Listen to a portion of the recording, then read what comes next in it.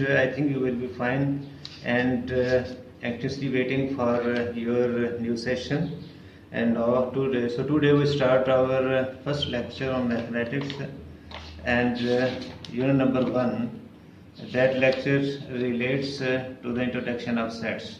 So students, in our daily life we use different words that represent the collection of different objects. In this regard, I give some example to you. So we can take an example like this one. The team of players. So in this one sentence, the word team shows the collection of players. So this word shows the collection of players. Similarly, we take another example, the bunch of trees, you can say the bunch of flowers. So in this one example, the bunch shows the collection of flowers. You can take another example like this one, the school of fish.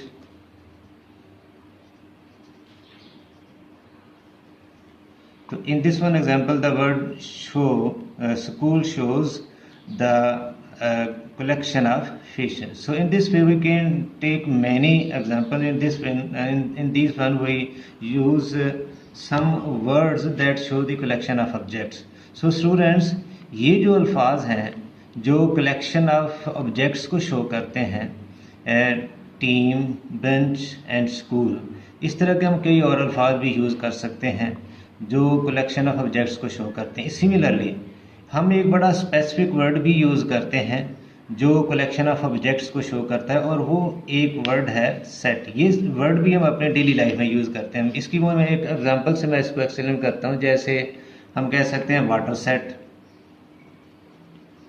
So in this example, this word set shows the collection of pots that use for drinking water. Similarly, another example, tea set. So in this one example, the word tea shows the collection of pots that are used to take tea. So these are the different words that we use to show the collection of objects. But in mathematics, we also use this word set for the collection of objects. So a mathematician George Cantor in 19th century presented a new branch of mathematics, introduced a new branch of mathematics. In this one, he introduced a set theory. उस branch में, math की उस branch में उसने set theory का एक नया concept पेश किया कि हम ये जो सेट है, एक this one is the collection of objects. लेकिन जब उसने इसको डिफ़ाइन किया मैथमेटिक्स में की लैंग्वेज में, तो उसने 2 वर्ड्स का और भी इजाफा कर दिया. उसने कहा क्या set is a collection of distinct and well defined object. उसने 2 अल्फाज का इजाफा किया, डिस्टिंक्ट एंड वेल डिफाइंड. हम आगे चल के इन 2 अल्फाज को भी एक्सप्लेन करेंगे. लेकिन हमारा पहली जो चीज़ यहाँ पे आती है कि सेट क्या है. उसने कहा set is a collection of well defined and distinct objects. The objects of a set are called its members are elements. So in this one case our first question will be define a set. ये हमारा पहला question होगा, short question. इसका answer बच्चों आप mark करेंगे यहाँ से, from here. A collection of distinct and well defined objects is called a set.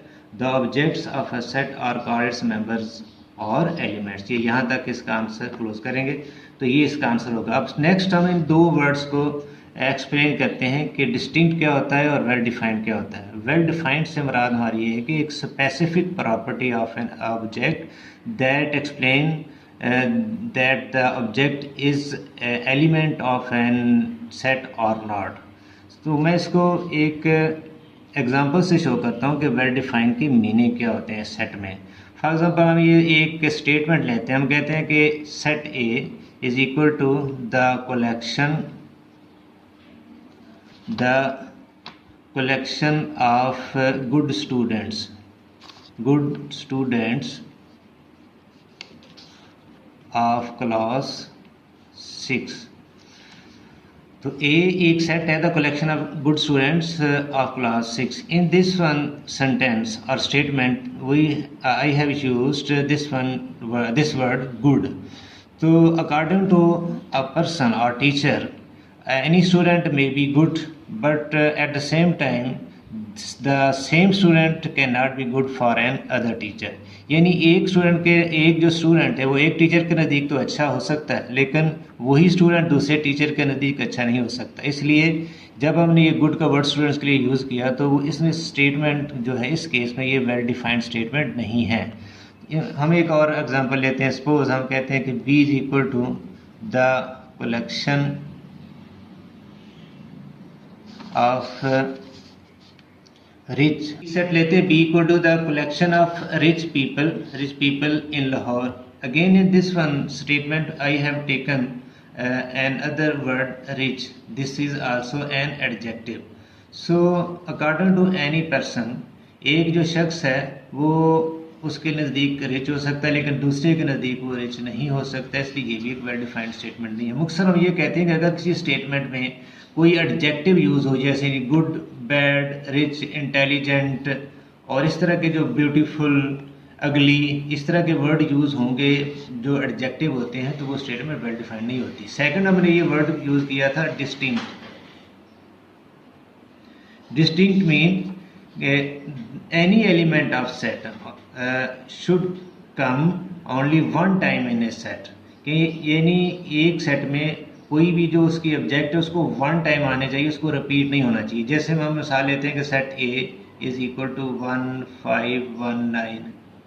तो इस सेट में देखें कि ये वन एलिमेंट रिपीट हो गया, इसलिए ये एक डिस्टिंक्ट सेट नहीं है. ये कहते हैं कि ये सेट नहीं है क्योंकि ये डिस्टिंक्ट नहीं है, तो इसलिए हम इसको सेट नहीं कह सकते. और अगर हम एक और एग्जांपल लें इक्वल टू 5 11 और 15, तो इसमें हर एलिमेंट वन टाइम आया हुआ, इसलिए हम इसको कहते हैं कि ये एक डिस्टिंक्ट सेट है, इसलिए ये एक सेट है.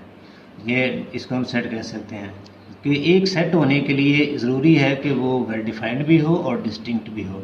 तो स्टूडेंट ये तो था क्वेश्चन नंबर 2 हमारा. उसमें ये आ जाता है कि question number 2, what is meant by well defined and distinct. So answer of this one आप इसको ऐसे मार्क करेंगे यहाँ से. First, well defined heading. Well defined means a specific property of an object that enables it to be an element of a set or not. और second, यहाँ से आप इसको मार्क करेंगे. Distinct means the same objects should not appear more than once in a set. ये भी साथ आप ऐड करेंगे in the set, then once in the set. ये तो था हमारा सेकंड क्वेश्चन स्टूडेंट. नेक्स्ट हम बात करते हैं कि किसी भी सेट को रिप्रेजेंट करने के लिए हमें कुछ अलामात की ज़रूरत होती है, हमें कुछ रूल्स की ज़रूरत होती है. पहली बात तो ये है कि जो एक सेट है उसको कैपिटल लेटर से शो किया जाता है. जैसे सेट A इक्वल टू 5 11 15. तो एक सेट को तो कैपिटल लेटर से शो किया जाता है. नंबर 2, जो एक सेट है उसको राइट करने के लिए, एक्सप्रेस करने के लिए, रिप्रेजेंट करने के लिए हम ब्रेसेस यूज़ करते हैं. बच्चों करली ब्रैकेट्स जिनको हम कहते हैं वो यूज़ करते हैं. और हर एलिमेंट के बाद ये मैंडेटरी है, ये कंपलसरी है, ज़रूरी है कि हम कॉमा यूज़ करते हैं. हम ये देखते हैं कि एक तो मैंने कहा कि किसी भी सेट को कैपिटल लेटर से शो करते हैं. दूसरा ये है कि हम ब्रेसेस यूज़ करते हैं जिनको कर्ली ब्रैकेट्स भी कहते हैं. और हर एलिमेंट के बाद ये कंपलसरी है कि हम कॉमा यूज़ करते हैं. ये चीज़ें आ गई.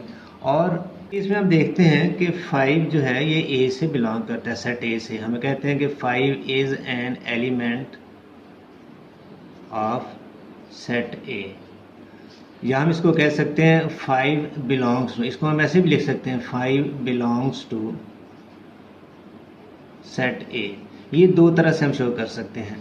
बच्चों ये जो है ना इज़ एन एलिमेंट ऑफ या ये है बिलोंग्स टू, इन दोनों वर्ड्स, ये दोनों जो हैं यहाँ पे पार्ट्स जो हैं, वर्ड्स जो हैं, इनकी जगह पे हम एक सिंबल यूज़ करते हैं. तो इसमें हम देखते हैं बच्चों कि 5 is an element of set A. It can be represented in symbolic form like this one 5. ये जो है ना इज़ एन एलिमेंट ऑफ, उसकी जगह पे हम ये सिंबल यूज़ करते हैं. ये एक ग्रीक लेटर है, इसको एप्सिलॉन भी कहते हैं, लेकिन इसको हम रीड करते हैं इज़ एन एलिमेंट ऑफ. या इसको हम कहते हैं 5 बिलोंग्स टू A. और अगर हम एक और एलिमेंट लेते हैं, सपोज 19 है, 19 तो इसमें है ही नहीं. अगर हम कहते हैं कि is 19 belongs to set A और नॉट, तो हम ये कहेंगे कि 19 डज नॉट, इसमें बिलोंग टू का साइन उसको क्रॉस कर देंगे, तो 19 does not belong to set A, symbolically हम इसको ऐसे राइट करेंगे।